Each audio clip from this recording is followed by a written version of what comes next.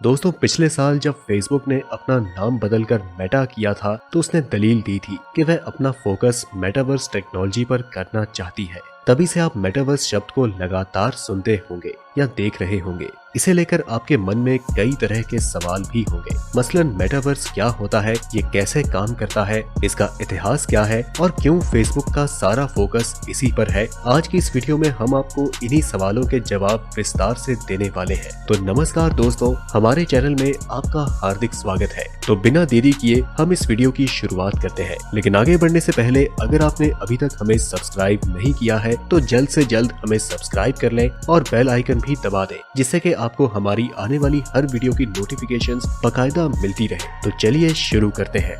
Metaverse शब्द सुनने में काफी जटिल लगता है। आसान शब्दों में समझें तो मेटावर्स एक तरह की आभासी दुनिया है। इस तकनीक से आप वर्चुअल आइडेंटिटी के जरिए डिजिटल वर्ल्ड में घुसते हैं। ये एक अलग दुनिया होती है जहाँ पर आपकी पहचान अलग होती है। इस पैरेलल वर्ल्ड में आपको घूमने, शॉपिंग करने और दोस्तों से मिलने का मौका भी मिलता है। Metaverse augmented reality, virtual reality, machine learning, blockchain technology और आर्टिफिशियल इंटेलिजेंस जैसी कई टेक्नोलॉजीज को मिलाकर काम करता है। यानी कि मेटावर्स एक वर्चुअल दुनिया है जहां पर आपको असली दुनिया जैसा ही अनुभव होगा। हालांकि ये कंप्यूटर से बनाई गई दुनिया होगी, लेकिन बिल्कुल असली दुनिया जैसी ही होगी। मेटावर्स में आप अपने घर बैठे ही दुनिया में कहीं भी घूम सकते हैं, किसी से भी मिल सकते हैं और रोजमर्रा के वो सभी काम कर सकते हैं जो कि रियल वर्ल्ड में करते हैं। मेटावर्स को दुनिया का आने वाला भविष्य कहना गलत नहीं होगा। आप सभी ने हॉलीवुड मूवी अवतार तो जरूर देखी होगी, जिसमें लोग एक डिवाइस का इस्तेमाल करके वर्चुअल दुनिया में प्रवेश कर जाते थे। ये दिखने में कितना अमेजिंग लगता है ना कि आने वाले समय में एक ऐसी भी कोई दुनिया होगी जहां पर हम घर बैठे ही पूरी की पूरी दुनिया घूम सकते हैं। मेटावर्स एक ऐसी काल्पनिक दुनिया है जिसे एडवांस एआई टेक्नोलॉजी जैसे कि वर्चुअल और ऑग्यूमेंटेड रियलिटी को एक साथ जोड़कर तैयार किया गया है और ये आपको एक अलग ही अनुभव देंगे। इसे आप एक उदाहरण से समझ सकते हैं। जैसे कि पबजी गेम में लोग एक वर्चुअल दुनिया में रहते हैं। वो घरों में जा सकते हैं, अपने अपोनेंट से फाइट कर सकते हैं या फिर उनसे इंटरेक्ट करते हैं। ठीक इसी तरह मेटावर्स में हमारी दुनिया जैसी ही एक और डिजिटल दुनिया होगी जहाँ पर लोग कहीं भी जा सकते हैं और गेट टुगेदर भी कर सकेंगे और यहाँ तक के पार्टीज भी अटेंड कर सकेंगे।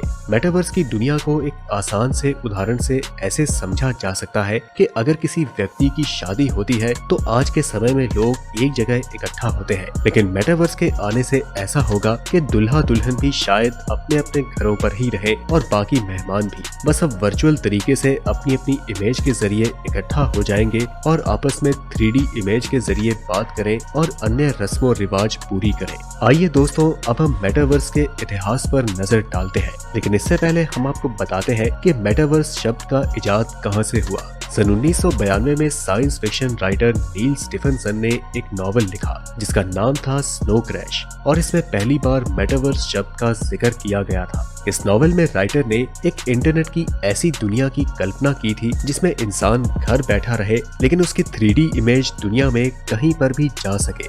यानी कि रियल वर्ल्ड में एक काल्पनिक दुनिया भी होगी जिसमें आप कहीं पर भी जा सकते हैं। इसके साथ ही आपको बताते चले कि क्रिप्टो करेंसी शब्द का सर्वप्रथम इस्तेमाल एक नॉवल में ही किया गया था और आज तकनीकी क्षेत्र में तेजी के साथ विकास होने के साथ अब क्रिप्टो करेंसी एक हकीकत है। इसी तरह माना जा रहा है कि मेटावर्स भी जल्द ही दुनिया में एक हकीकत होगा। आइए अब मेटावर्स के कुछ एग्जांपल्स पर नजर डालते हैं।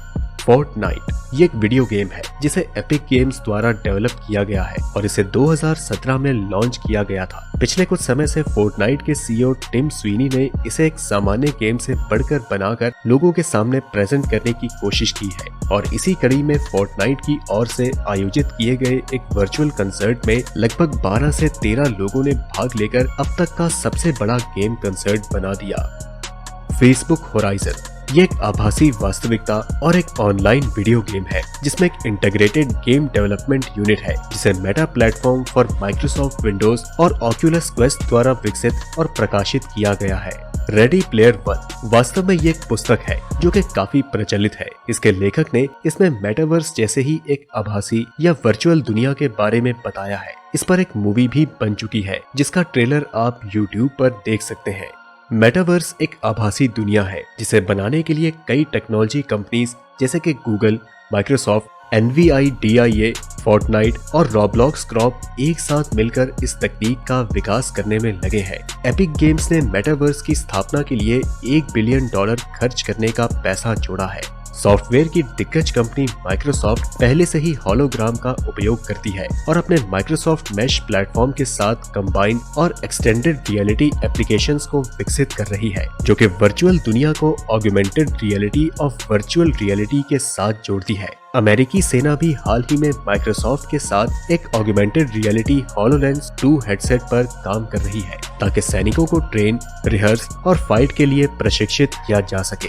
इसके अलावा Xbox Live पहले से ही दुनिया भर के लाखों वीडियो गेम प्लेयर्स को भी जोड़ता है।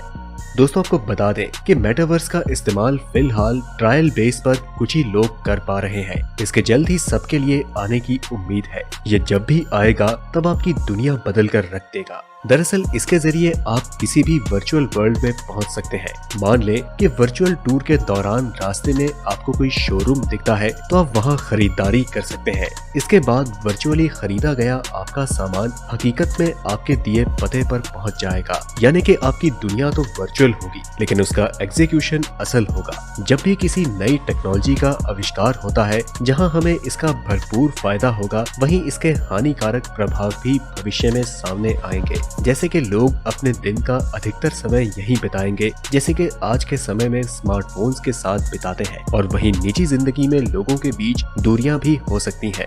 इसके अलावा और भी कई खतरनाक प्रभाव देखने को मिल सकते हैं, जैसे कि मान लें कि अगर आपकी किसी के साथ कोई दुश्मनी है तो वह पर्टिकुलर शख्स मेटावर्स के जरिए आपके एड्रेस को ढूंढ सकता है और हो सके तो आपका कत्ल भी कर सकता है। ये तो बस मैं आपको समझाने के लिए कह रहा हूँ।